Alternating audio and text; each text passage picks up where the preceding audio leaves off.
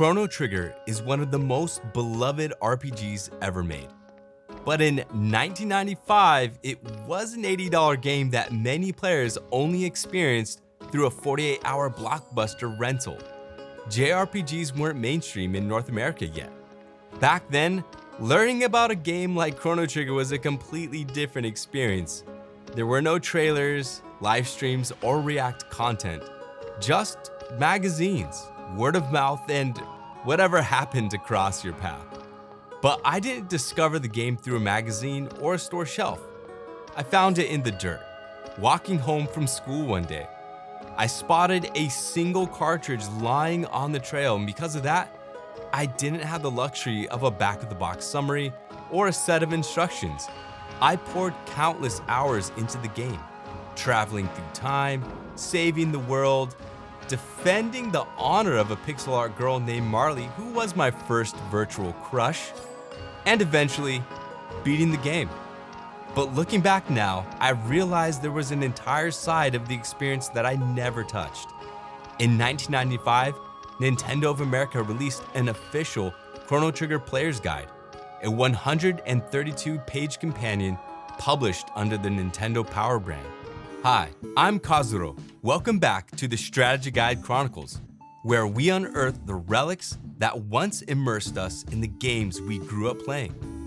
And now, let's dive into the Chrono Trigger Player's Guide together.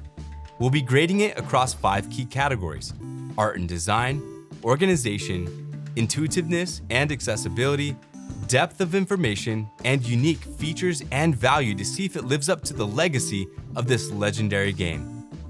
Let's start with art and design. The moment I first saw Chrono Trigger, the artwork immediately stood out. The characters felt familiar. At the time, Dragon Ball Z was one of my favorite shows, and Chrono Trigger looked like a red-haired Goku, long before most of us in North America even knew what a Super Saiyan was. Back then, most of that artwork lived in my imagination. It wasn't until later I learned that Akira Toriyama was a legendary artist behind the designs. Flipping through this guide now is meaningful because you finally see the full body character art that brings those pixel sprites to life. However, the North American Player's Guide is very much a product of its time. Outside of Toriyama's illustrations, the layouts are muted and utilitarian, heavy on beige backgrounds and stitched together screenshots. To see the contrast, just look at the Super Famicom V-Jump Guide or the Japanese Perfect Guide. In the US version, items and equipment are mostly text lists, but in the Japanese books, every tonic and sword is fully illustrated. They've included things like this gorgeous art poster that I'd never seen before. Even so, while the US design isn't as vibrant or full of life as its Japanese counterparts, it is incredibly serviceable. There's a distinct nostalgic charm to the way Nintendo of America laid out their guides in the 90s. It feels like a sturdy, technical manual for a world of magic. And despite the muted palette, it still holds your attention as you flip through the pages. There's a satisfying weight to seeing the entire world mapped out in the classic top-down 16-bit style. Toriyama's artwork carries the art side of this guide. While the design is a reliable, if slightly plain, workhorse, it misses the chance to fully celebrate the world visually, but it still presents a clean, professional look at a legendary game. For that reason, art and design earns a 7 out of 10. Let's shift focus to organization. Opening the table of contents, I was immediately surprised by how the guide chooses to begin. Instead of easing players in with a foreword, introduction, or concept art, it drops you straight into character profiles and techniques. It's a very technical opening, laying out abilities and mechanics right away, and it feels a little abrupt, like something that could have been pushed later once the player was more grounded in the world. Once you move past that introduction, the structure begins to reveal itself.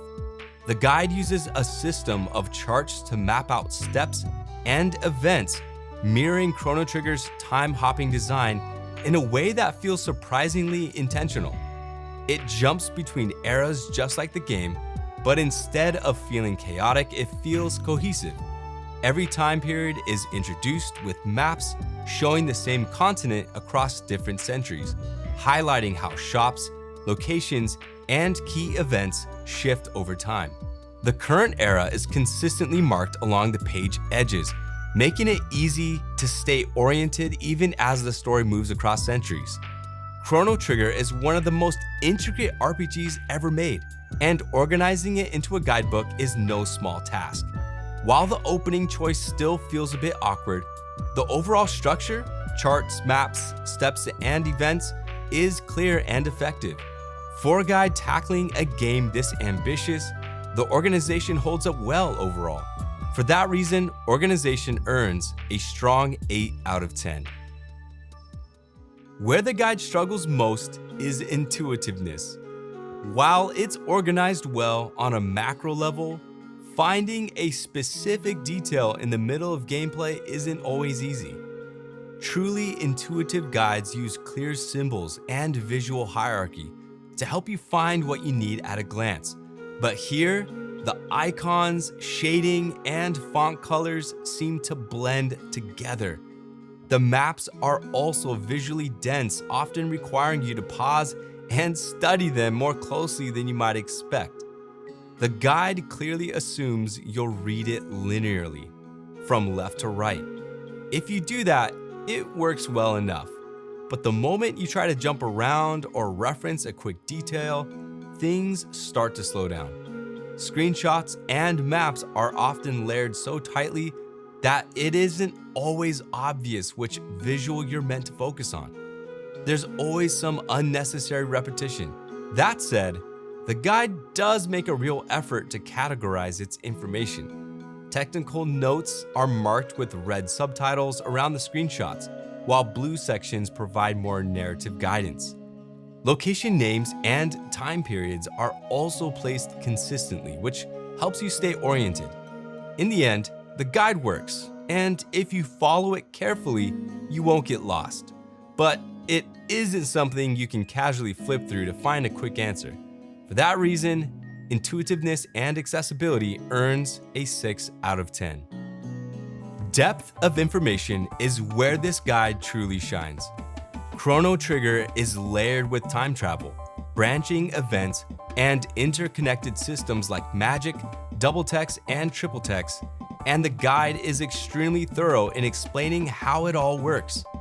It's often very explicit, sometimes even repetitive, but in this case, that redundancy works in the player's favor, especially in a game that jumps across eras and timelines. You always know what enemies you'll face, what loot is available, their HP, weaknesses, and potential drops, and exactly how each step and major event unfolds all the way to the endgame. While I do wish there were deeper character backstories or more conceptual material, that omission doesn't hurt the score. Chrono Trigger already tells its story beautifully, and this guide's job is just to support the player, not reinterpret the narrative. And it does that exceptionally well. This is a Nintendo player's guide in the purest sense, a practical, comprehensive tool designed to guide you through every step of Chrono Trigger without confusion. For that reason, depth of information earns a strong 9 out of 10. In terms of unique features, this guide is modest and honestly a little thin. There are no fold-out map bonus inserts or physical extras you might expect from a true collector's piece. When you place it next to the Super Famicom V-Jump Guide or the Japanese Perfect Guide, the difference becomes clear. Those books feel like celebrations of the game, packed with things like the mini manga strips and high-quality art posters that truly honor Chrono Trigger's legacy. By comparison, the North American guide feels far more utilitarian. It's a slimmer book that relies heavily on Akira Toriyama's artwork to carry the presentation. His style is iconic and full of life, and it's a big part of why the nostalgia hits so hard. But the book itself doesn't add many extra surprises beyond that. Interestingly, the credits even acknowledge material sourced from those Japanese publications, which makes you realize just how much content didn't make the jump to this Western release. When it launched in 1995, this was either a $15 companion book or a free Nintendo Power subscriber perk. Today, copies often sell for $80 to $200, not because the paper or layout is extraordinary, but because its connection to one of the greatest RPGs ever made.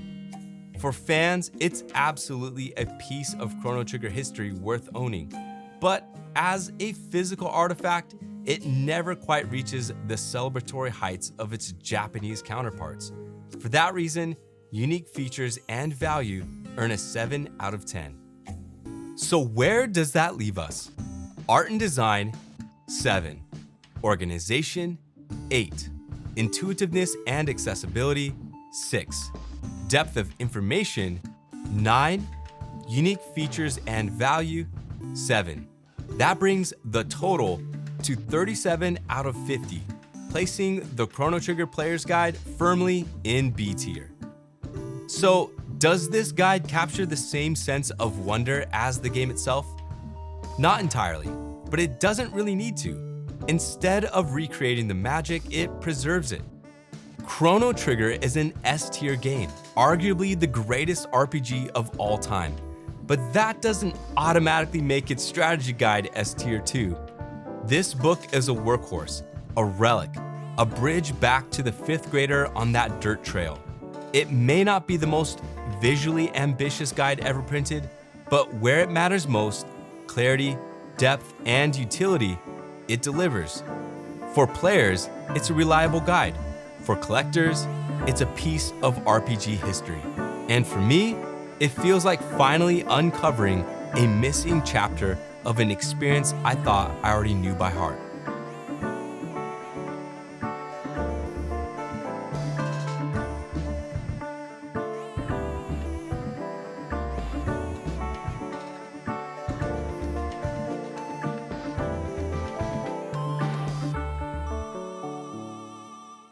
Did you ever own the Chrono Trigger Strategy Guide, or is this your first time seeing it?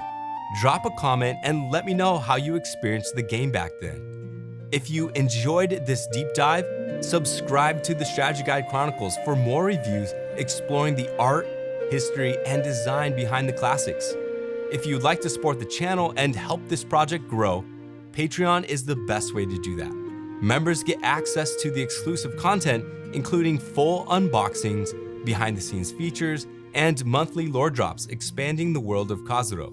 Thank you so much for watching, and as always, stay tuned as we flip the page to our next adventure.